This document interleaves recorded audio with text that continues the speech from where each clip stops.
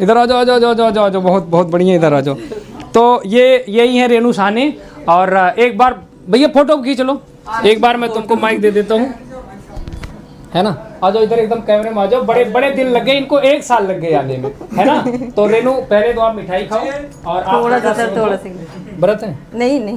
अच्छा, तो और आपको मेडल भी पहना देता हूँ पहले, है ना। मैं रेणु को उदाहरण बहुत देता था, और देखो कई लोग इनसे वो भी होते होंगे क्या। खींच लो भैया, फोटो खींच लो। हाँ, खाना बंद कर दो थोड़ी देर ना। हाँ, तो मैं कई बार उदाहरण भी देता था रेणु का। तो रेणु, सबसे पहले राई अध्ययन धाम में तुम्हारा बहुत बहुत बहुत स्वागत है। थैंक यू सर, धन्यवाद आपका। मैं बोल ही नहीं पा रही आपको नहीं, क्या बोलूं। अच्छा ये बताओ, तो मतलब पहली यात्रा जब शुरू की थी और यहाँ पे अभी खड़ी हो, और अब तो सरकारी पैसा भी आने लगा, इस यात्रा में कितना बड़ा अंतर आपको दिखता है?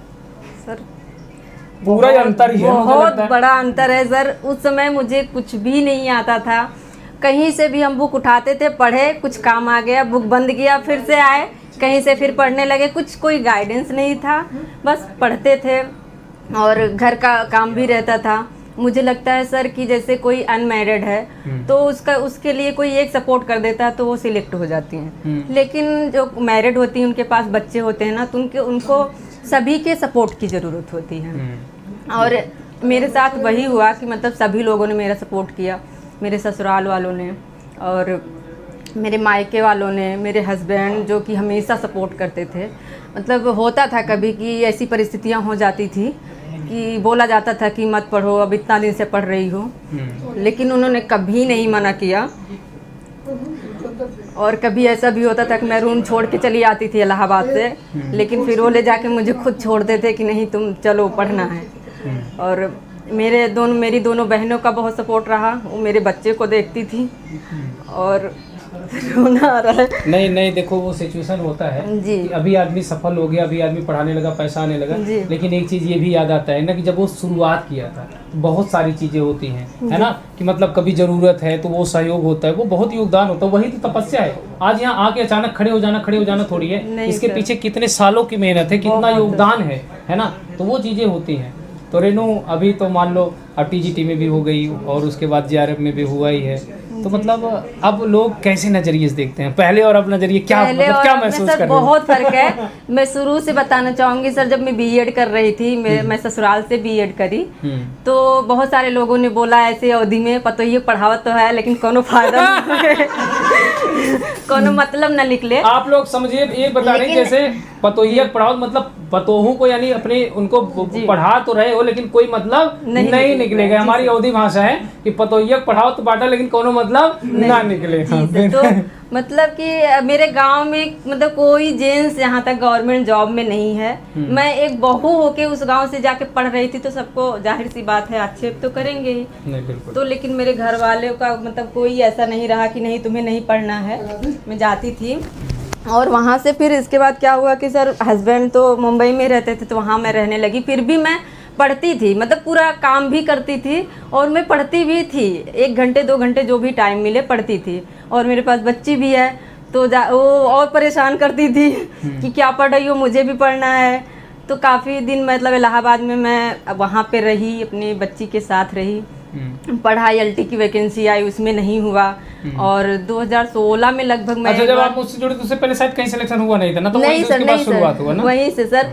मैं मतलब वही तो कह रही हूँ कि सर 2016 मैंने नेट का एक बार पेपर दिया था, पढ़ाई कुछ भी नहीं करी थी, तो मैं एग्जाम में सो गई। मैंने कहा मतलब नींद आ रही थी, ये कैसा पेपर है, मुझे एक भी प्रश्न नहीं आ रहा है, और सो गई। फिर क्या हुआ, लास्ट में जब नींद खुली, जल्दी जल्दी गोला कर दिया, जल्दी भर दो, कम से कम गोला कर देंगे, कुछ भी फायदा नहीं हुआ।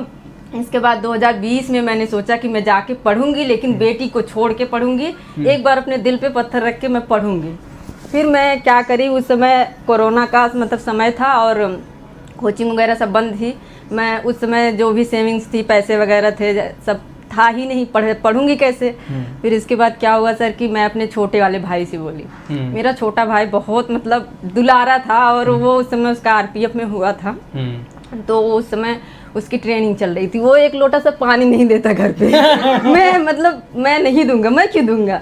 लेकिन उसमें सबको पता है आरपीएफ में बहुत मतलब हार्ड ट्रेनिंग होती है और नहीं डिफेंस की आर्मी हाँ तो बहुत हार्ड होती है। तो उस समय उसने कहा कि तुम जाओ पढ़ो, मैं पैसे दूंगा। छोटा है, मेरे से 10 साल छोटा है। फिर क्या हुआ कि उसकी बात मुझे एक बहुत अंदर तक छू गई। उसने एक बार कहा कि मैं मेहनत का पैसा तुम्हें दे रहा हूँ और मेहनत से ही पढ़ाई करना। वो मुझे बहुत टच किया कि मैं कभी भी इसका पैसा बर्बाद नहीं करूँगी। और जब रिजल्ट आया तो उसने मेरी मम्मी से बोला भी कि मम्मी मेरा पैसा आज साकार हो गया। तो उसके बाद जैसे शुरू किया आपने, है ना, और एक लंबे समय के बाद पहला रिजल्ट आया जेआरएफ का। जी जेआरएफ का जब रिजल्ट आया सर, मैं घर में किसी को नहीं बता रही हूँ। मैं ससुराल में थी उस समय, घर में किसी को बता नहीं रही। मैं सोच रही हूँ कहीं ये लोग ना सोच लें मुझे जॉब मिल गई। क्योंकि मतलब गांव एरिया है, उसको उन लोगों को जेआरएफ के बारे में और उसके बाद कहेंगे कि तुम जा नहीं रही हो, ज्वाइन नहीं कर रही हो। ज्वाइन नहीं कर रही हो। मैं किसी को नहीं बता रही हूँ। मैं अपनी बच्ची को लेके रो रही हूँ कि मैं तुमको लेके साथ रह सकूंगी, मुझे फेलोशिप का पैसा मिलेगा, मैं पीएचडी करूंगी। मतलब कुछ समझ नहीं आ रहा था। तो सब लोग पूछ रहे हैं कि रो रही हूँ। मैंने कहा एक रिजल्ट आया जिसमें मुझे पैसे मिलेंगे पढ़ने के लिए, जो मतलब अभी तक नहीं हो पा रहा था। मैं नहीं पढ़ पा रही थी, अब मुझे पैसे मिलेंगे। मैंने अपने देवर को बताया, उनका भी काफी ज्यादा योगदान रहा।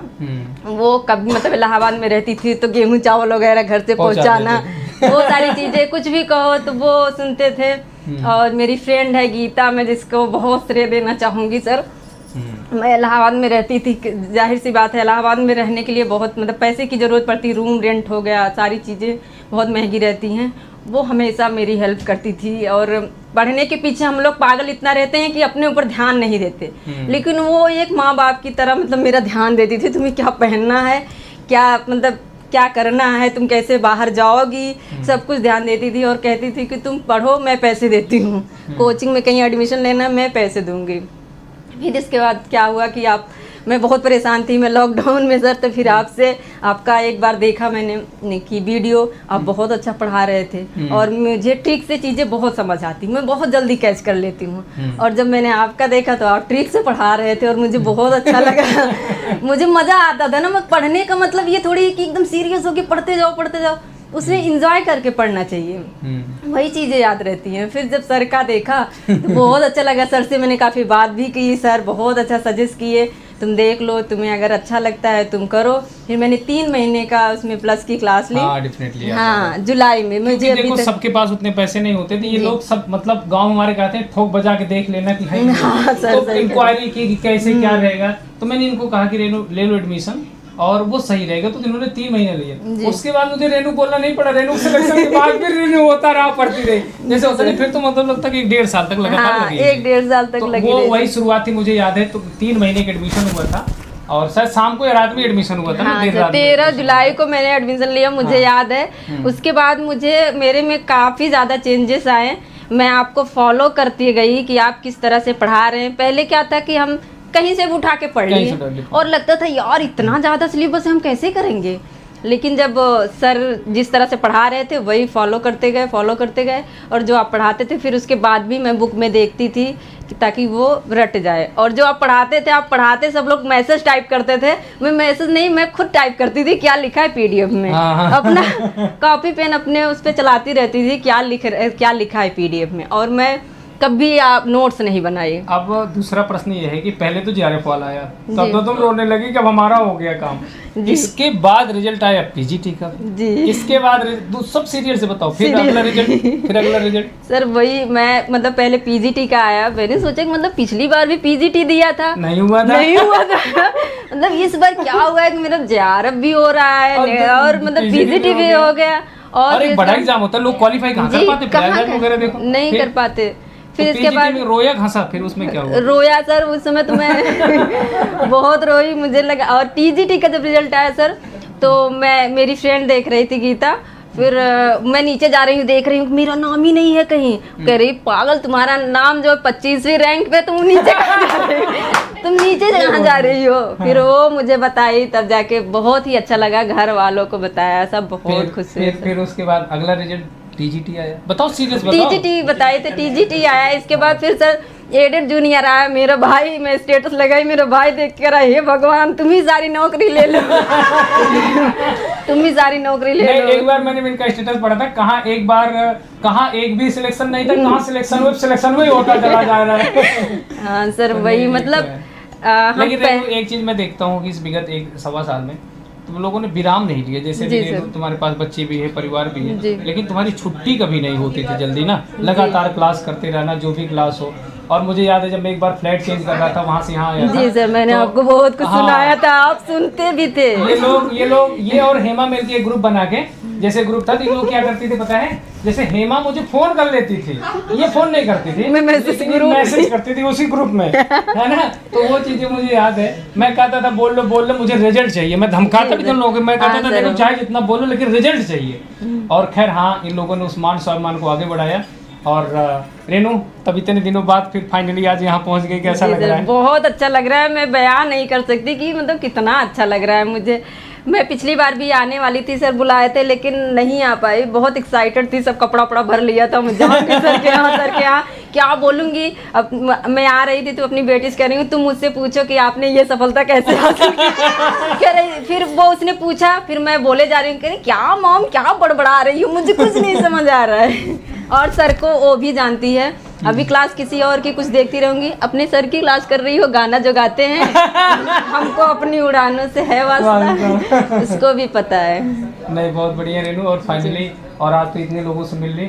और मैं भी जैसे मैं एक बार रेनू को मैसेज किया था, इनका पहले भी टिकट था लेकिन उस समय कैंसिल हो गया था ना, उस समय हो नहीं पाया था, तो क्योंकि अब सरकारी नौकरी हो गई है, तो मैंने इनको कहा देखो हमको सरकारी नौकरी वाली वो मत दो, है कि नहीं। जैसे हमको छुट्टी नहीं मिल रही, हम कहा छुट्टी फुट्टी तुम वहाँ बता दो, बहुत छुट्टियाँ मिलती हैं, मेडिकल की मिलता है, ये होता है, हम कहा ऐसे तो नहीं चलेगा। फिर मैंने कहा ठीक है रेनू, और लेकिन ये है कि रेनू एक मिसाल है, और रेनू को जितने लोग सुन रहे देख रहे हैं, आप रेनू से एक चीज़ सीखिए कि मुझे नहीं लगता कि रेनू ने सफलता के बारे में क्या सोचा वो तो रेनू ही जाने, लेकिन मैं इतना जानता हूँ कि रेनू के अंदर जो डेडिकेशन था वो इनकी सफलता का पर्याय बना।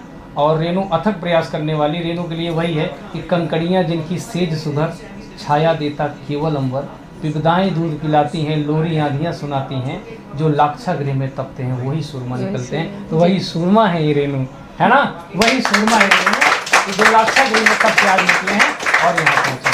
आपका तो सर बहुत सपोर्ट रहा है, आपसे जुड़ने के बाद सर मैं मतलब सफलता की झड़ी लग गई, क्योंकि इसके बाद मैं खुद पढ़ती थी और सारी चीज़ें हम नहीं पढ़ पाते। मुझे लगता है सर कि अगर हम किसी रास्ते से जा रहे हैं, अकेले हैं, तो रास्ता बहुत ही कठिन लगता है, लेकिन उस रास्ते से अगर किसी मंजिल पे जाना है, 2 लोग हैं तो बहुत आराम से पहुंच जाते हैं। एक चीज़ और ये भी है कि हम लोग क्लास की तरह तो कभी पढ़े नहीं, क्लास होती है तो क्लास हो गई अलग, हम लोग एकदम गुरुकुल की तरह पढ़े, मतलब रात दिन पढ़ ही रहे हैं। मतलब जैसे क्लास है, जब भी जरूरत पड़ी जो भी टॉपिक है, तो मतलब ये पढ़ाई की पद्धति ही अलग हो गई थी, क्योंकि ऑफलाइन कोचिंग में ये हुआ जैसे हुआ। और मैं आज चैलेंज करता हूँ कि मैं ये नहीं कहता कि ऑफलाइन वाले नहीं पढ़ाते, लेकिन इसमें एक चीज़ मैं परिवर्तन करूंगा कि ऑफलाइन वाले लिमिटेड पढ़ाते हैं, उनका एक होता है कि इतना पढ़ाना है, लेकिन हम लोग लिमिटेड वाले नहीं हैं, हम अनलिमिटेड, हम टूट पड़ेंगे, जूझ पड़ेंगे, एकदम उसी में कूद जाएंगे, निकलेंगे। जैसे होता है ना, उन्होंने नहीं कहा कि भाई ने कहा मेहनत कर रहे हैं, वैसे वो क्या नाम है उनका, लखीमपुर खीर, रोहित चौधरी ने कहा नहीं, तो एकदम टूट पड़ने वाली हालत है। ये क्लास ऐसे नहीं होती।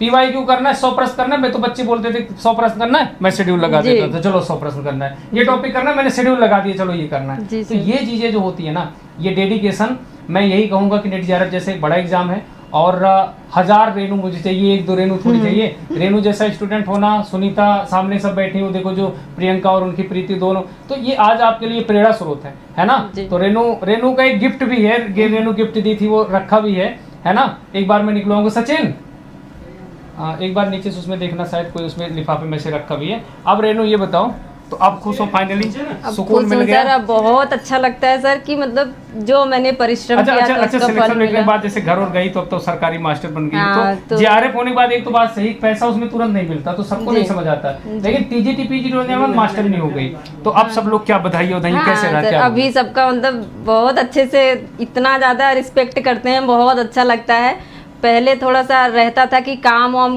कर, मैं ऐसा है कि मैं इलाहाबाद भले रहती थी लेकिन जाके घर पे वैसे ही काम करती थी, नहीं कोई मतलब मना तो करते थे, मम्मी हैं सास बहुत ही सपोर्ट करती थी कि जाके पढ़ ला, का करा था सवेरे सवेरे उठ के और मैं अपनी देवरानी को भी बहुत सर सपोर्ट करना मतलब उसका बहुत ही ज़्यादा शुक्रिया अदा करना चाहूँगी कि जब से वो आई मुझे घर से निकलने का एक मौका मिला। नहीं तो घर में एक बहू रहती है तो ये रहता है घर में कौन रोटी बनाएगा, लेकिन वो जब से आई तो मुझे बहुत ही मतलब समय मिला पढ़ने का, मैं बाहर निकल सकी और मैं इस जगह पे पहुंच सकी सर। तो वही होता है। आगामी कुछ इन लोगों को तो बोलती रहूं, मुझे 1 मिनट का समय तो मैं खुद लेके आता हूं, क्योंकि देखो भैया मैं अकेले हूं, सचिन हमारा भांजा उधर कार्यक्रम देख रहा होगा, तो इनको आने वाले लोगों को क्या चुनौतियां हैं, कैसे उसको टैकल करें, बस मैं 1 मिनट गए यहाँ से लेकर आप बोलती जी सर, ठीक है बोलती रहो।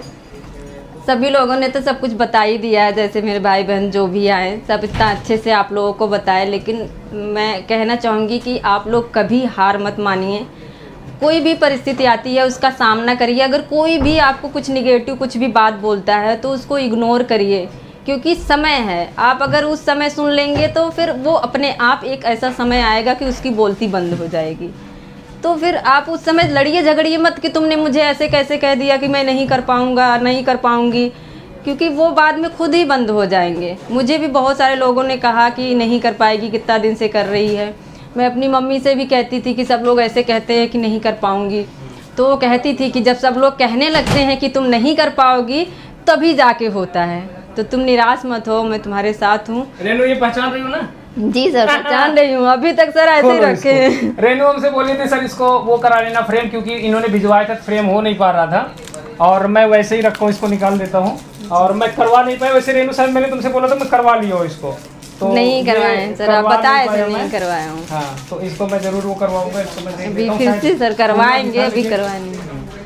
ये यहाँ से खुलेगा, मैं आपको दिखा देता हूँ। ये रेनू की तरफ से मुझे तब पहला सिलेक्शन हुआ था, तब का ये उपहार है ना जी। और ये मैंने इसमें इनका नाम लिखा है रेनू बिंद, और ये क्या नाम लिखा है, ये प्रयागराज जेआरएफ क्वालिफाइड 5/12/2020 5 दिसंबर 2020 का है। और इसमें लिखा है कि वर्ल्ड ग्रेटेस्ट टीचर, और ये मेरे लिए एक बड़ी उपलब्धि थी। जैसे होता नहीं कि मतलब जब ये आया तो मैं देखा तो मुझे उसके बाद भी खैर एक और भी आया था और बहुत सारी चीज़ें आई, लेकिन ये मतलब जब मैं शिक्षक रूप में आया और हायर एजुकेशन में ये मुझे पहली चीज़ ऐसी मिली। इसको मैं फ्रेम करवा लूँगा रेनू, इसमें मैंने रेनू का नाम लिखा भी था। तो ये चीज़ें बहुत अच्छी चीज़ें हैं। ये रेनू की पहली सफलता मिली थी, तब रेनू ने मुझे दिया था, है ना। तो अभी देखो रेनू मुझे गिफ्ट तो खैर अभी देना था, लेकिन ये है कि मैं इतना बिजी था तो हो नहीं पाया। तो इन लोगों के लिए कुछ ना कुछ बाकी आयोजन होता ही रहेगा। और बस ये कहना चाहूँगा कि अगला नंबर आपका होगा और ऐसे आप पढ़ते रहिए।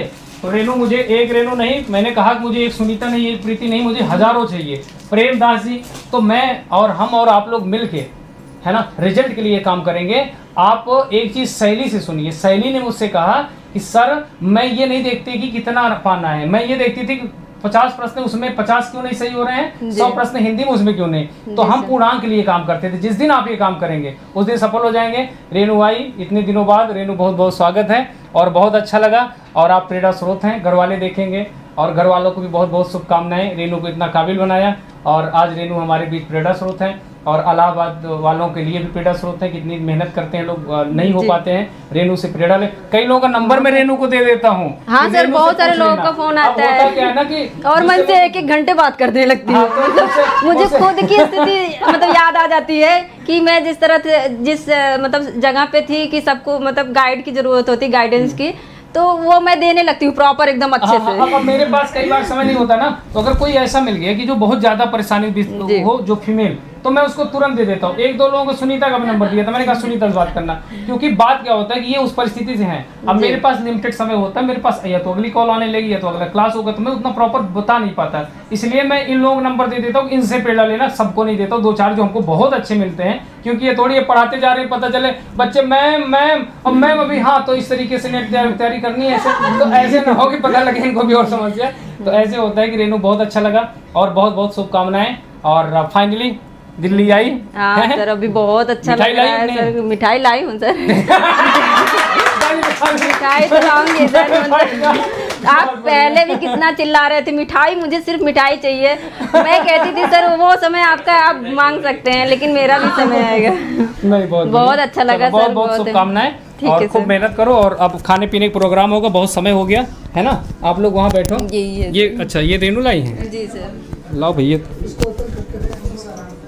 अच्छा ये देखो, अरे भाई साहब ये सरकारी नौकरी वाली मिठाई है, हमारी मम्मी भी देख रही हैं। मम्मी हमारी मम्मी भी आ गई, अभी तक नहीं थे लेकिन अभी आ गई। मम्मी कैसे मिठाई देखती है, आप आ गई, बहुत बढ़िया। खैर बहुत बढ़िया। अच्छा ये भी लाई हो, इधर लाओ, यहाँ से खोल लेते, लाओ। अच्छा इसमें कुछ था, चलो कोई बात नहीं, लो इसको तुम ही खोलो क्योंकि तुमको पता है। नहीं तो पता चले कि हम लोग उल्टा सीधा खोल देना, पैकिंग है तो।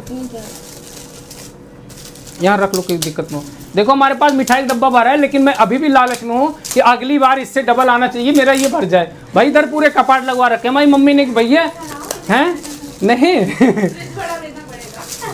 फ्रिज 500 लीटर का है वो, हैं तो चलो खैर और बड़ा 2 ले लूँगा ना, क्या दिक्कत है। अच्छा अच्छा ये देखो ये टेबल का स्टैंड है, ये कैसे रखा जाएगा। हाँ हाँ इसको ऐसे, चलो इसको मैं देख लूँगा कैसे रखा जाएगा, है ना। अच्छा अच्छा अच्छा आपके लिए इसलिए लिया है कि जिस तरह एक घोड़ा होता है वो कंटिन्यू मेहनत करता रहता है, दौड़ता है। ये आप देख लीजिए एक, हाँ बहुत बढ़िया।